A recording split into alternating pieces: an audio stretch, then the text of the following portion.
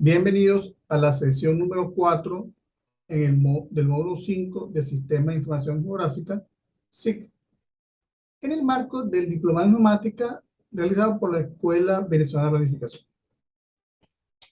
Comenzamos. Vamos primero a recordar qué vimos en la sesión pasada, la sesión número 3. Hablamos de capas de información, hablamos de teledetección. Dentro de la teledetección, como una de las técnicas o herramientas que nos da insumos o son muy utilizadas en el ámbito de los SIG, hablamos del espectro electromagnético, hablamos de resoluciones asociadas a las imágenes satelitales. ¿Por qué mencionamos esto? Porque son elementos que nos permiten a nosotros tomar decisiones a la hora de definir qué tipo de sensor o imagen satelital vamos a utilizar en un proyecto SIG. Hablamos de digitalización, sobre todo considerando que mucha de la información que se genera en un SIG, dentro del SIG mismo,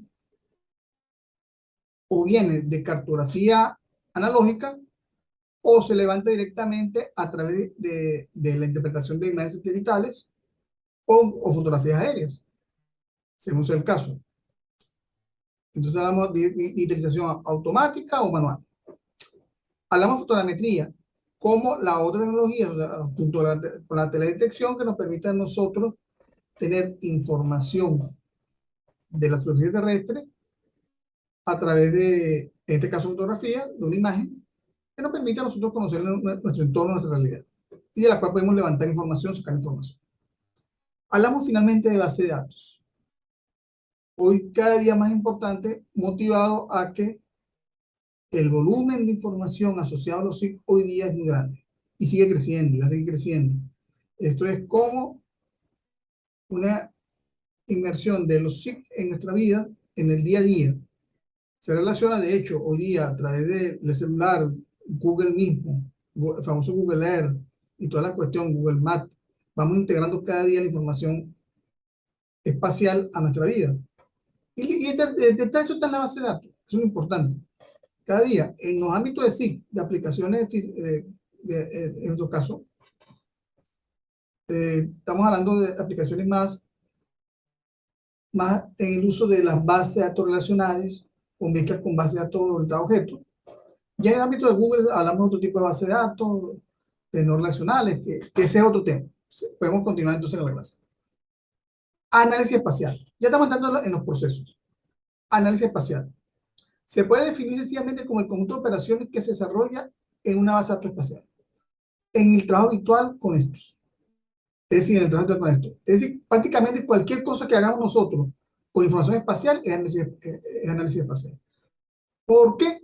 Porque desde el momento, inclusive antes de existir los SIG, desde el momento que nosotros tomábamos un mapa y en ese mapa nos ubicamos y tomamos decisiones en ese mapa, estamos haciendo análisis espacial en un mapa.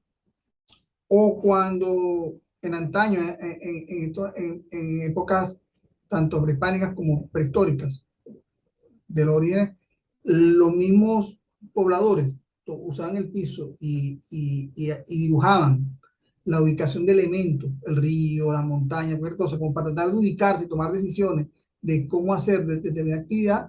Eso es análisis espacial. Rudimentario, pero análisis espacial. Entonces, cualquier cosa, consulta, yo toco un punto en el mapa y busco información, eso es análisis espacial. Seguimos.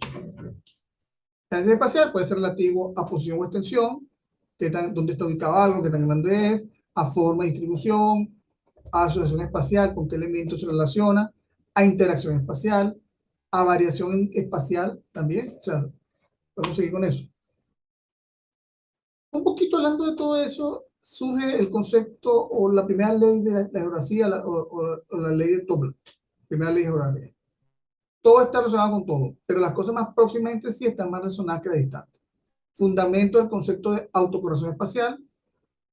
Los principales tipos de relaciones, y específicamente los razonamientos que dan lugar a estos criterios, son las claves para comenzar a entender el análisis espacial tal y como este se presenta en un SIG. Es decir, sobre todo lo que es el análisis cuantitativo.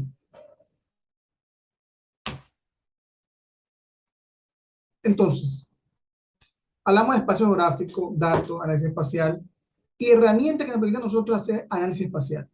Tenemos técnicas de carácter cualitativo, entrevistas, diarios, campos, historia de vida, análisis documental, grupos focales. Tenemos técnicas cuantitativas como mediciones de tendencia central, medidas de dispersión, probabilidad, básicamente descriptivas. Representaciones gráficas, mapas, redes, matrices, diagramas, fotografías aéreas, imágenes satelitales. Y los ciclos, es la otra gran herramienta.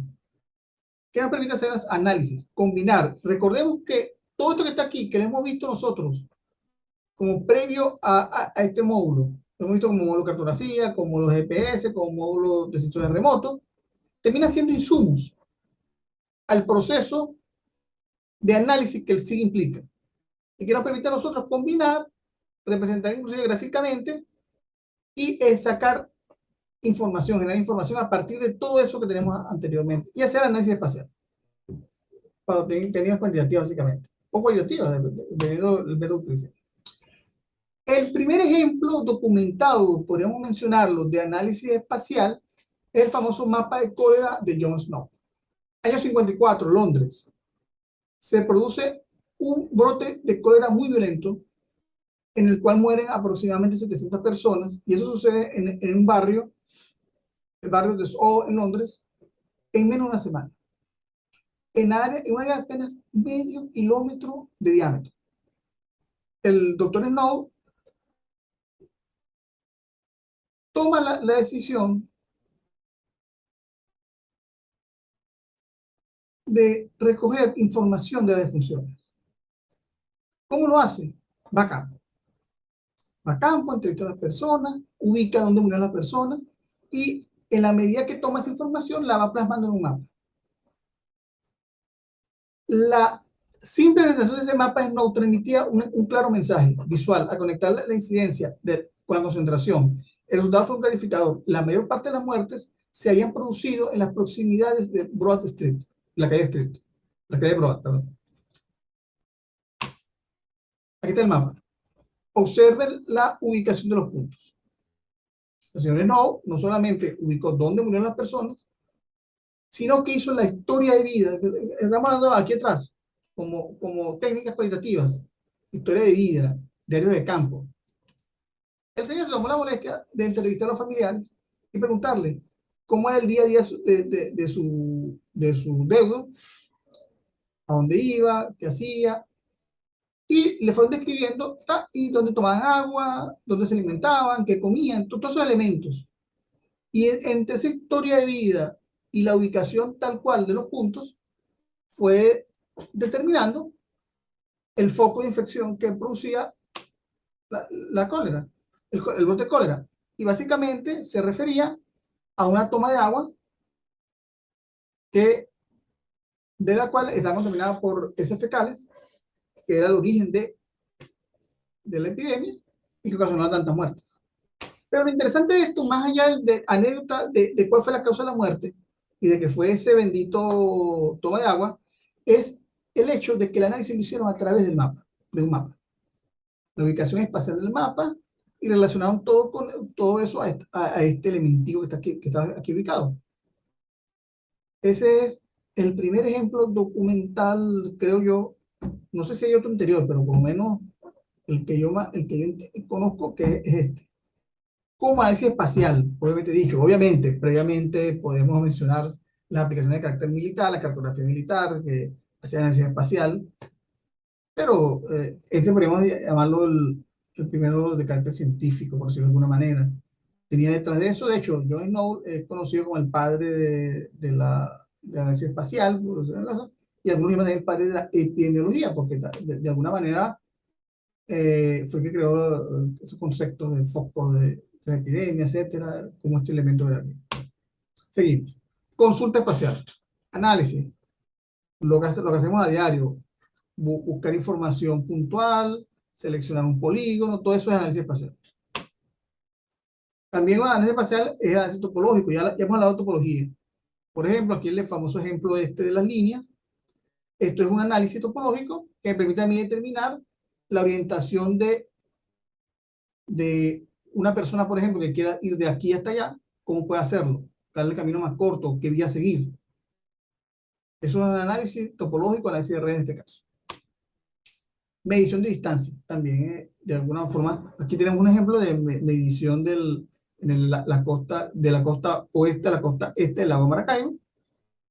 Chiquitico, aquí tenemos un mapita bien simpático de análisis espacial de población, de migración en los distintos municipios del estado Zulia.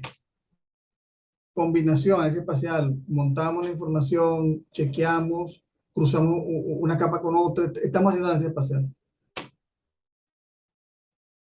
Obviamente también hay transformaciones asociadas al trabajo en sí, transformaciones de carácter geométrico, de tipo cartográfico, cuando pasamos de una proyección a otra, que eso se da muy frecuentemente. Traemos información que viene en una proyección y tenemos que llevarla a la proyección con que se va a trabajar el proyecto. Otra operación clásica, la conversión de modelos raster y vectoriales, interpolaciones, cálculos de capas de densidad, por eso, ejemplo, que modifican la representación de la realidad espacial. Por ejemplo, tenemos los modelos de elevación. A partir de los modelos de elevación podemos dar mucha información, hacer conversiones. Podemos convertir un modelo de elevación en un modelo de pendientes, un modelo de aspecto. Podemos generar curvas de nivel a partir de ese raster. Podemos llevar información vectorial y convertirla en raster, o al revés. Yo puedo tener en raster una presentación de uso y cobertura y llevar esa presentación a un vector, a polígonos, o al revés. Importantísimo, aquí en la transformación de tipo vectográfico, el famoso código EPSG es lo que nos permite a nosotros tener claro cuál es la proyección que tiene el archivo de entrada y a qué proyección queremos llevar, que es la proyección objeto del proyecto. Seguimos. Análisis de superficie. El clásico, el DEN, les mencionaba ahorita, por ejemplo, a partir de un DEN, un modelo de elevación. ¿Qué es un modelo de elevación? Ustedes ya lo vieron en la clase de cartografía, con Manuel Duque. Es una representación de la altitud en una superficie. A partir de ese modelo, nosotros podemos hacer distintos análisis y generar, por ejemplo, relieve. Podemos generar una capa de pendiente. Podemos hacer orientaciones, o sea, podemos hacer análisis inclusive de carácter hidrológico también. Podemos, en relaciones espaciales, podemos hablar de relaciones direccionales, topológicas, comparativas, de distancia, difusas. Otra proceso importante en análisis espacial en los SIC es la creación de capas vectoriales. Por ejemplo, aquí vemos un ejemplo de una cartografía de cualquier escala, de una cartografía analógica, que yo transformo a través de una conversión o digitalización de raster a vector. Aquí, por ejemplo, estoy sacando las líneas. Son curvas de nivel. Las digitalizo, las genero o las genero a través de un proceso matemático que creo que es el caso de búsqueda de la morfometría asociada a las líneas y sacarle. Y aquí se hizo con los polígonos. Aquí estamos sacando el uso o la cobertura natural que está implícita en el mapa. Obviamente, podemos crear vectoriales, y creo que es lo que muchos y la mayoría, a partir de la interpretación visual en una imagen satelital. Aquí, por ejemplo, el ejemplo, la interpretación de una parcela. Y con eso. Esas son capas vectoriales. Yo tengo un raster, el raster yo puedo transformarlo a vector, y todo lo que esta celda, aquí es 2, aquí es un polígono que se llama 2. Todo lo que es celda aquí son 3, aquí es un polígono que se llama 3 y aquí es 1. Aquí, por ejemplo, todos estos 1 que están acá representan en un vector la línea. En este caso, hidrografía, por ejemplo, suponiendo, dado el color. Entonces, eso es vectorizar líneas. Se necesita la presencia de píxeles adicionales, falta de actividad. Por ejemplo, la utilización de curvas de nivel de mapas fotográficos se emplea a cabo llevando procesos, una cadena de procesos importante. Hay que escanear el mapa original, hay que filtrar y mejorar la imagen resultante, porque a veces escaneo, y dependiendo de la resolución del escáner, puede ser o no útil. Entonces hay que filtrar, mejorar, segmentar, sacar los elementos, hacer operaciones morfológicas para resolver conexiones, por ejemplo, y convertir lo que estaba en raster en vector. Esto puede aplicar inclusive también para otro tipo de líneas. Seguimos, polígonos. Aquí simplemente lo que hacemos es El objetivo es asignar un orden a la celda de ese contorno, de modo que siguiendo dicho orden, quede definido un perímetro del polígono. Aquí lo tenemos, por ejemplo. Aquí tenemos el polígono, el perímetro alrededor sería este polígono que tenemos acá. ¿No ven?